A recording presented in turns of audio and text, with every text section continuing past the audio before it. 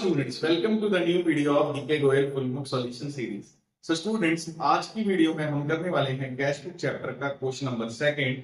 इससे पहले के पिछले क्वेश्चंस में पिछली वीडियो में करा चुका हूं। जिन स्टूडेंट्स ने वीडियोस नहीं देखी हैं जाके देख सकते हैं। तो चलिए स्टार्ट करते हैं। क्वेश्चन देखिए, enter the following transaction in Messrs Basu and company single column cash book. तो यहाँ पे हमें क्या करना है, हमें यहाँ पे सिंगल कॉलम कैश बुक बनानी है। और देखो सिंगल कॉलम कैश बुक बनाते हुए सिंगल कॉलम का रूल क्या होता है कि अगर पैसा आएगा तो डेबिट साइड में रिकॉर्ड किया जाएगा और अगर जाएगा तो वो क्रेडिट साइड में रिकॉर्ड किया जाएगा। ठीक है, तो चलिए स्टार्ट करते हैं। पहली एंट्री देखिए, 2026 जून में एंट्रीज हो रही है, तो हम यहाँ क्या करेंगे, 2026 जून लिख देंगे एक कॉमन, और फर्स्ट तारीख से एंट्री स्टार्ट हो रही है। तो वो देखते हैं। पहली एंट्री है balance of cash in hand 10,000।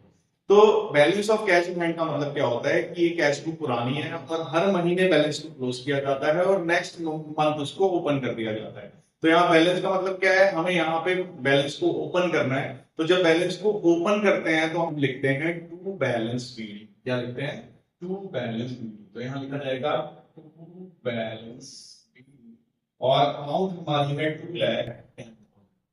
ठीक है, अब नेक्स्ट है हमारी थर्ड को परचेज गुड्स फॉर कैश 1,20,000। अब हमने क्या किया है, पैसे देके सामान खरीदा। तो जब हम पैसे देके सामान खरीदेंगे तो हमारे पास से पैसा कम हो जाएगा। कम हो जाएगा तो कौन सा साइड रिकॉर्ड किया जाएगा, इस साइड रिकॉर्ड किया जाएगा।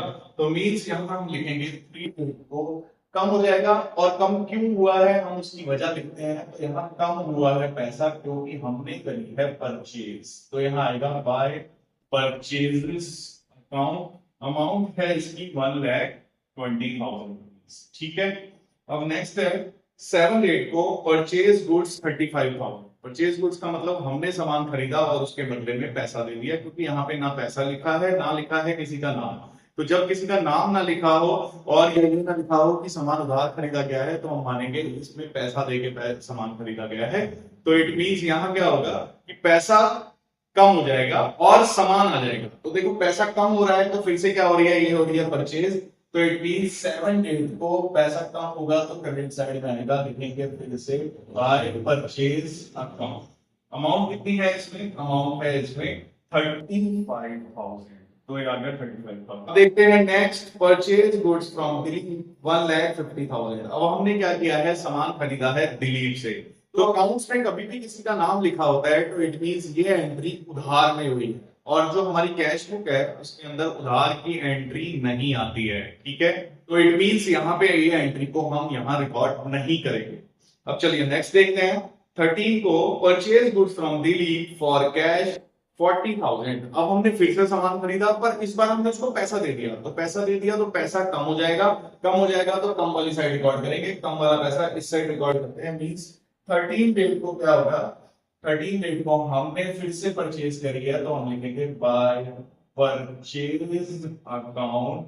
अमाउंट इसमें कितनी है, अमाउंट इसमें है 40,000। ठीक है, अब नेक्स्ट है हमारा सोल्ड गुड्स 80,000। सोल्ड गुड्स का मतलब हमने सामान बेचा और पैसा आया। पैसा आएगा तो कैश बढ़ेगा, कैश बढ़ेगा तो इस साइड रिकॉर्ड करेंगे। और हमें यहाँ पे वजह लिखनी होती है। तो पैसा आया क्यों है, हमारा पैसा आया है 15 डेट को सेल्स की वजह से। तो हम सिंपल लिखेंगे टू सेल्स अकाउंट। अमाउंट हमारी यहाँ कितनी है, अमाउंट है 80,000। ठीक है, अब देखते हैं नेक्स्ट एंट्री। नेक्स्ट एंट्री है हमारी 18 डेट को सोल्ड गुड्स टू वृंदा 1,25,000। अब हमने क्या किया, वृंदा को उधार में सामान बेच दिया। तो देखो ये एंट्री उधार हुई, यहाँ कैश का कोई फ्लो नहीं हुआ। तो जहां पे कैश का फ्लो नहीं होता है उस एंट्री को कैश बुक में रिकॉर्ड नहीं करते हैं। तो इट मींस ये एंट्री यहाँ पे रिकॉर्ड नहीं होगी। फिर बढ़ते हैं नेक्स्ट एंट्री पे, sold goods to Manmohan for cash 70,500। अब हमने मनमोहन को सामान बेचा तो उसने पैसा दे दिया, पैसे का फ्लो हो गया तो रिकॉर्ड होगा। पैसा आ रहा है तो डेबिट साइड में रिकॉर्ड होगा। और ये पैसा क्यों आ रहा है, क्योंकि हमने सेल्स कर लिया है। मींस 20 डेट को हम फिर से एंट्री बनाएंगे टू सेल्स अकाउंट 70,500। हमारा यहाँ पे पैसा आ गया। फिर है नेक्स्ट 25 को रिसीव कमीशन 6,200। रिसीव कमीशन का मतलब हमें कमीशन मिल रहा है, पैसा फिर से हमारे पास आ रहा है। तो हमारे पास आ रहा है तो हम इसको रिकॉर्ड करेंगे डेबिट साइड में। टू ये पैसा क्यों आया है, कमीशन की वजह से। तो हम लिख देंगे टू कमीशन अकाउंट। कितना है 6200 रुपीज। ठीक है, अब देखो लास्ट एंट्री 30 को पेड रेंट 20,000। पेड रेंट का मतलब यहाँ हमने किराया लिया है, कितने रुपए किराया लिया है, 20,000 रुपए।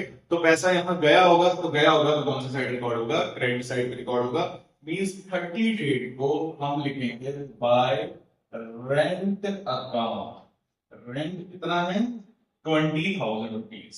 ठीक है, अब देखो ये कैश बुक है। अब लास्ट में क्या करना होता है, हमें इसका आंसर निकालना होता है, और आंसर निकालने का तरीका होता है ज्यादा में से कम को माइनस करो। और मैंने एक बात आपको पिछली वीडियो में भी बताई थी कि हमेशा कैश बुक के अंदर जब हम कैश का कॉलम बना रहे होते हैं तो कैश की डेबिट साइड ही हमेशा ज्यादा होती है, क्रेडिट साइड हमेशा कम होती है। बाकी अगर हम और कोई अकाउंट बनाएंगे उसके अंदर कोई भी साइड ज्यादा कम आ सकती है, पर जब कैश बुक बनाओगे स्पेशली कैश कॉलम, तो कैश की डेबिट साइड ही ज्यादा होगी, सीए साइड इस साइड से ज्यादा होगी।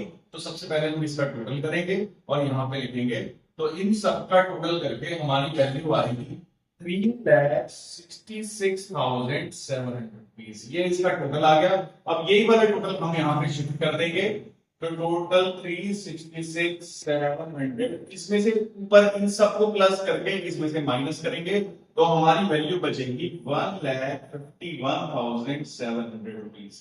ठीक है, इसको क्या करेंगे, इसको हम लास्ट डेट को लिख देंगे बाय बैलेंस शीट। तो हमारा बैलेंस शीट आ गया। और इस बैलेंस शीट का बड़ा ही सिंपल मतलब होता है कि लास्ट डेट को अंदर फर्म के पास इतना कैश पड़ा हुआ है, मींस फर्म के पास 30 को 1,51,700 रुपए कैश के अंदर पड़े हुए हैं। ठीक है, तो आई होप आपको ये क्वेश्चन अच्छे से समझ आया होगा। मिलते हैं नेक्स्ट वीडियो में इस चैप्टर के नेक्स्ट क्वेश्चन के साथ।